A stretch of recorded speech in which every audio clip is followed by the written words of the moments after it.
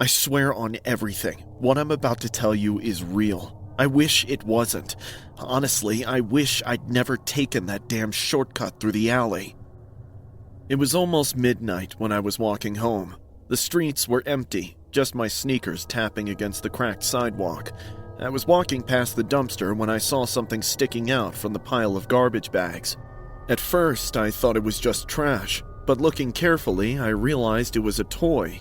Not just any broken toy, but the recently viral one, Labubu. Its fur was dirty, brownish, and matted, like it had been soaked in rain for days. Every bone in my body told me to keep walking, but for some reason, call it curiosity, call it stupidity, I reached in and grabbed it. The fur felt greasy, like touching wet carpet. I actually gagged, but I tucked it under my arm and kept moving. This weird vibe from the Labubu's glassy eyes didn't let me ignore it.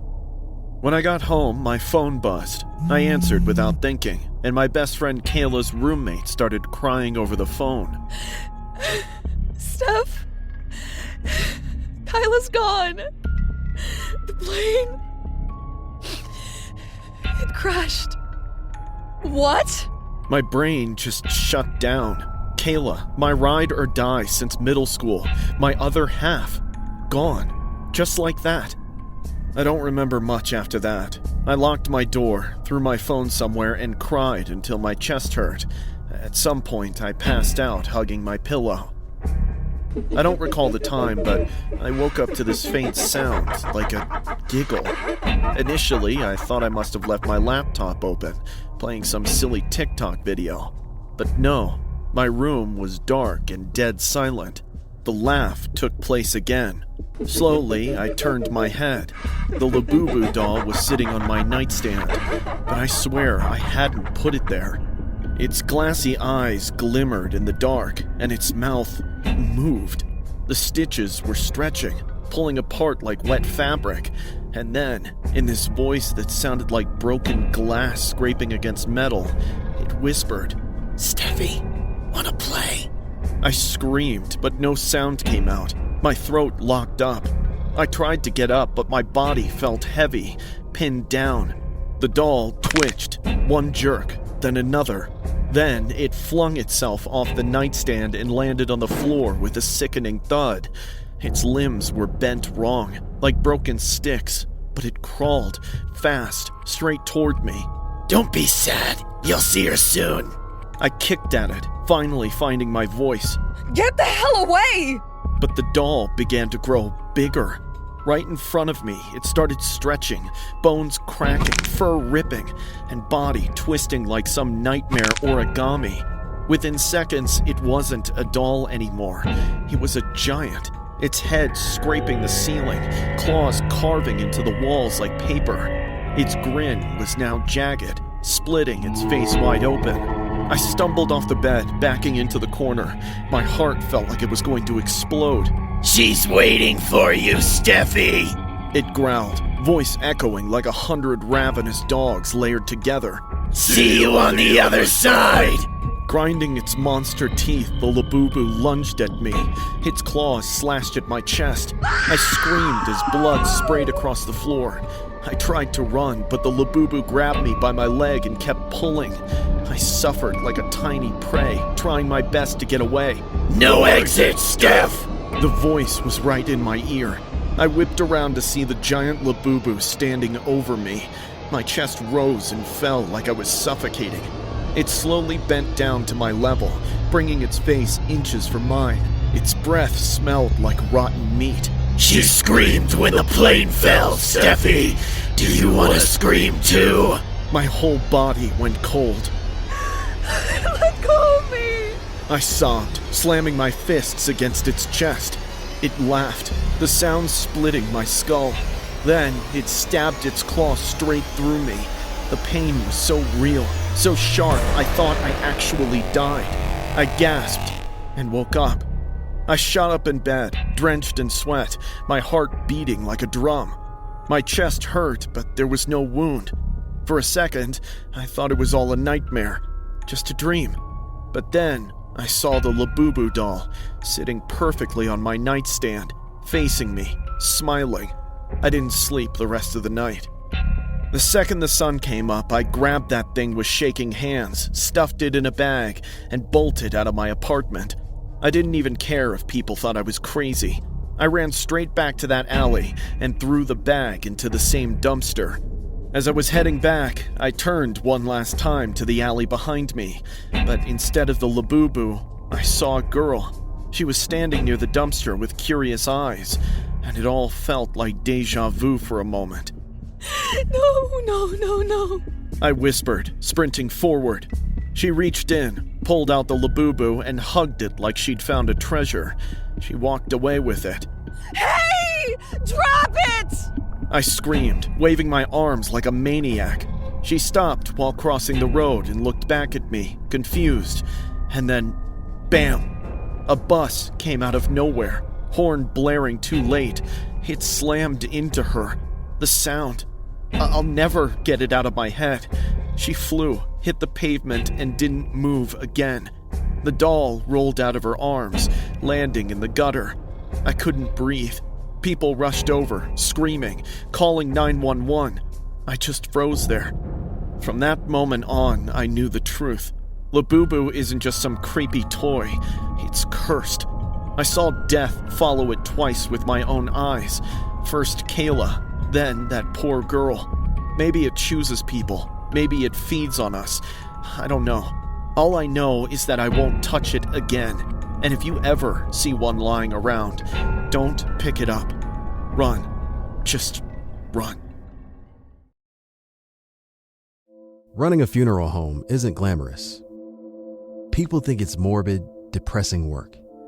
And maybe they're right. But I've been around death long enough that it feels normal. Peaceful even. The dead don't scare me. They can't move, can't hurt you. At least, that's what I used to believe. It was a Tuesday morning when a young girl was brought in. She looked barely 12, drowned in her bathtub. Her father delivered the body himself, his face pale and hollow, eyes sunken like he hadn't slept in days.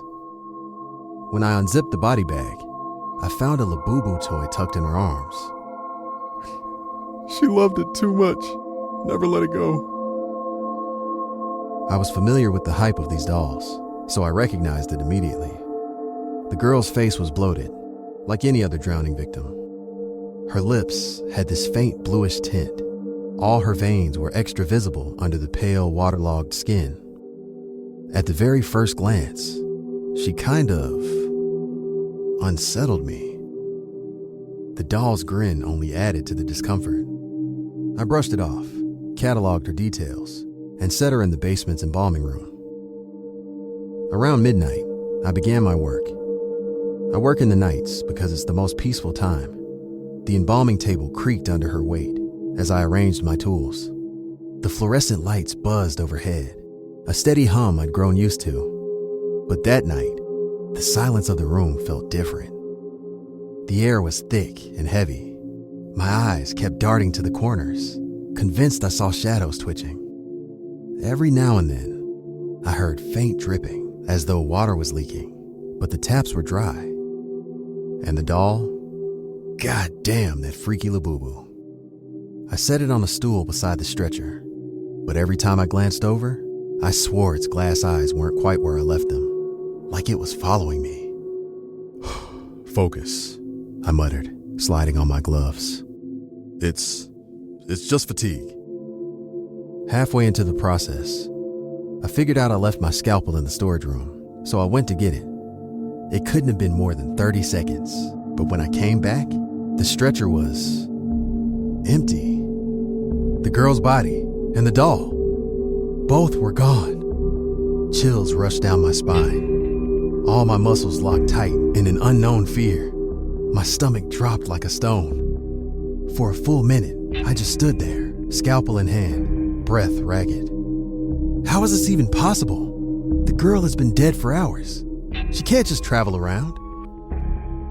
Suddenly, I noticed bloody footprints on the floor, and they were leading out of the embalming room. My heart hammered so hard, I thought I'd pass out.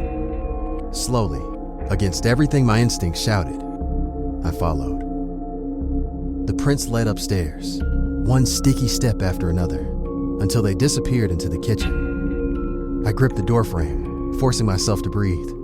That's when I heard it. Clatter, scrape, thump. Someone was ravaging the kitchen in the middle of the night. My knees went weak. Every nerve told me to run, to leave the house and never come back. But my body moved anyway, dragging me forward. I turned the corner, and my blood froze.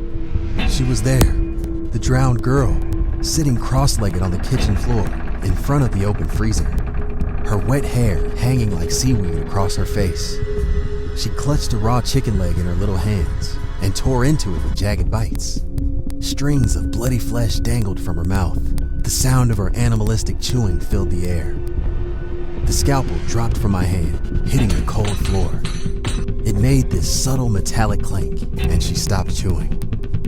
Making this bone-cracking sound, she turned her head slowly. She faced me. Her eyes were filled with blood and glowing. Her lips curled into a grin.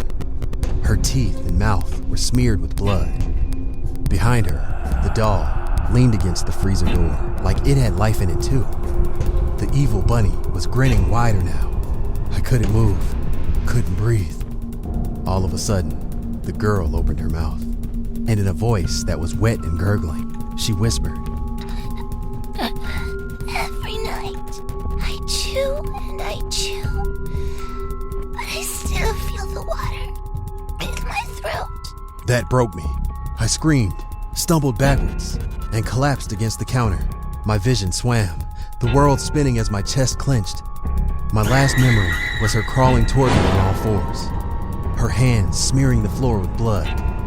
Then everything went black. When I opened my eyes, morning light streamed through the basement window. I was lying on the embalming room floor. The girl was back on the stretcher, pale and lifeless, exactly as she'd been the night before. The doll rested neatly against her chest, its stitched grin as stiff as ever. I thought maybe it had been a nightmare, sleep deprivation, stress, something my mind conjured up. I got up to take a closer look at her face, and drops of sweat appeared on my forehead. In her mouth, between her teeth, hung shredded strands of raw chicken flesh. Even the Labubu toy had bloodstains on its crooked teeth. I staggered back, bile raising in my throat. My mind screamed, "Leave! Leave now!" But I couldn't. I couldn't abandon her body. The family trusted me.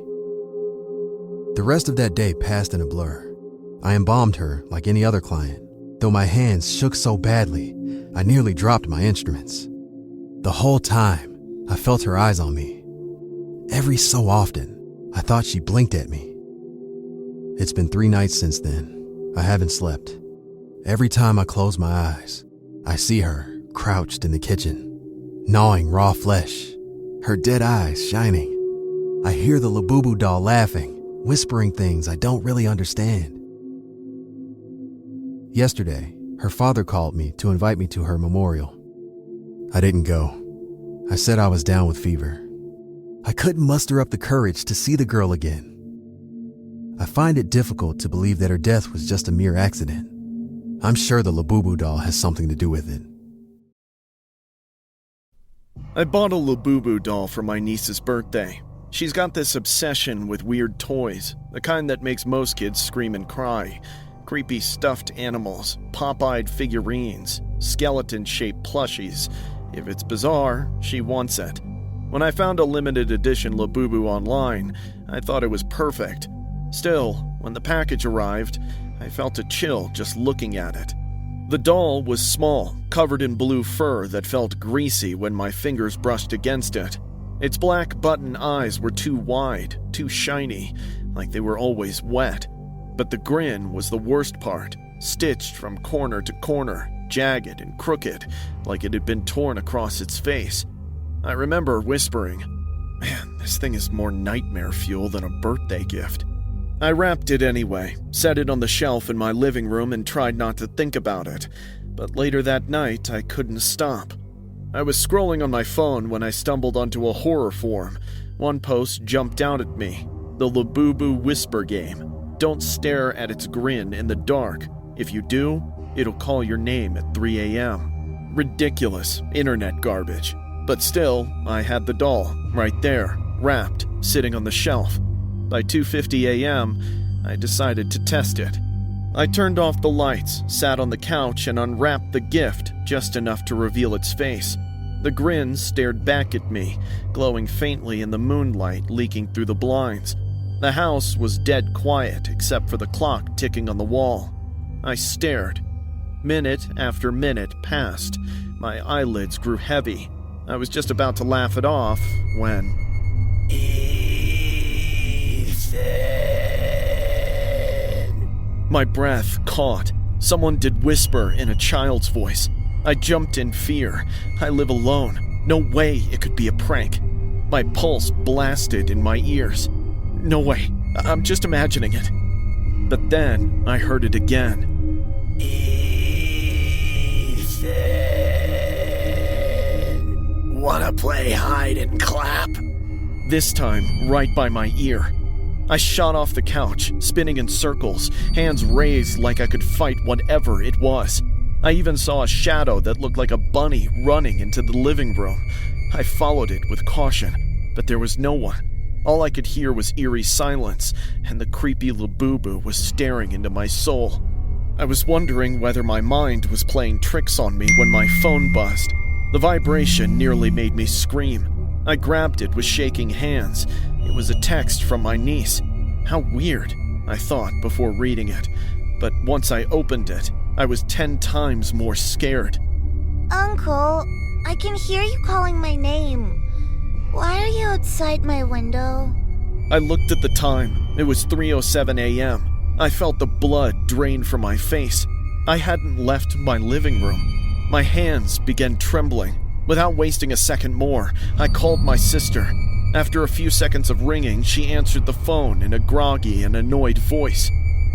What, Ethan? Listen to me. Do not open the door. Do not open the windows. Go to Trish's room. Now, please. What are you? Damn it, just do it. Please. I held on to the call until my sister reached my niece's room. I heard her opening a door. A few seconds of pause were retained. Then she uttered, confused. She's asleep. Fine. What the hell is this about? I didn't answer. I couldn't. I just hung up, grabbed the Labubu, and ran out of the door. The streets were empty as I sped across town, every shadow looking like it was moving. I got to their house in record time and rushed inside. My niece was curled under her blanket, peaceful, like nothing had happened. My sister demanded an explanation, but I couldn't give her one. I just stood there, staring at my niece's tiny chest, rising and falling, before glancing down at the doll in my arms. Its grin seemed wider now, its glass eyes catching the dim light like they were alive. I knew then I couldn't give it to her. Back home, I carried it straight down to the basement. My hands were shaking as I dragged out an old iron trunk. I dropped the doll inside, the sound of it hitting the bottom echoing in the concrete room. I slammed the lid shut, locked it with the thickest padlock I owned, and then I whispered, "You're not getting out. Ever." For a moment, silence. The basement felt colder and heavier, like the air had stopped moving. Then I heard a cry. The cry sounded like a child who had endured harsh treatment from its parents. The cry grew louder and louder, but I wasn't falling for the trap anymore. The Labubu tried various ways to mold you to its will. Maybe that's why people can't help but submerge themselves in the madness of these toys. I bolted upstairs, slammed the basement door shut, and locked it. I didn't sleep the rest of the night, sitting on my couch with every light blazing, waiting for the sun to come up. By morning, the world looked normal again. The doll was locked away, the whispers were gone, and my niece was safe. But one thing stuck with me. The text is from my niece. It's still on my phone. Thought later, she said she didn't text me anything like that. The whole event from that night is so mysterious. I have a dozen questions, but not a single answer. Is it possible that the doll somehow bewitched me and my niece at the same time? Maybe she did hear my voice but drifted quickly back to sleep, not knowing some evil spirit controlled her for some time. I'll keep it locked in the trunk in my basement, forever, because I know if it ever gets out, I might not get the chance to walk out of my house alive.